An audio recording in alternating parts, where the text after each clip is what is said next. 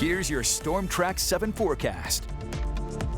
Good afternoon, I'm Storm Track 7 meteorologist Joshua Franson, and we have the warm and more humid weather sort of continuing, well, at least humid for this time of year, and that's mainly because winds once again today out of the southeast, breezy at about 5 to 15 miles an hour, will fall off tonight before once again ramping up tomorrow at about 10 to 15 miles an hour. That keeps us warm, and that brings in a little bit of opportunities for some rainfall.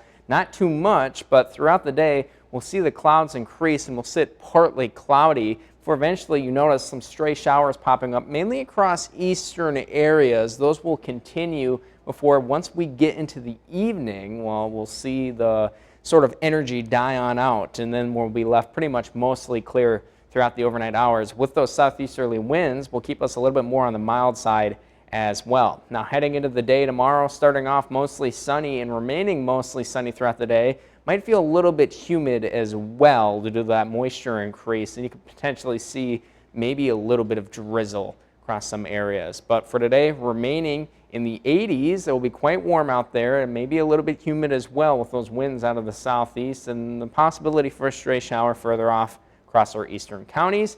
Tonight's dropping off into the upper 50s and lower 60s, pretty much ranging between 59 and 61 degrees across the board here with a mostly clear sky.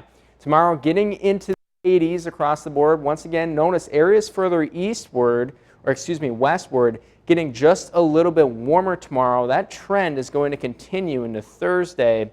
We could potentially see temperatures getting near 90 or even above 90 in some places. But we'll also see the potential for some showers and storms as well. On Thursday morning, maybe some showers and rumbles moving on through before eventually those clouds move on out. And then throughout the day, areas further off to the east could potentially see some storms fire mainly in a line across their area before they move off into Wisconsin and Illinois. And then afterwards, that will quickly clear out in the evening. Now, there is a severe weather risk associated with those showers and storms, but notice how in Wisconsin and Illinois, it's a level 2 out of 5, whereas in areas across our northeastern counties, well, that's a level 1 out of 5, which usually means the storms are going to probably fire off along this line and they'll intensify once they leave our area. Now, this can still change. We're still a few days out, so make sure you're staying tuned to the forecast for updates.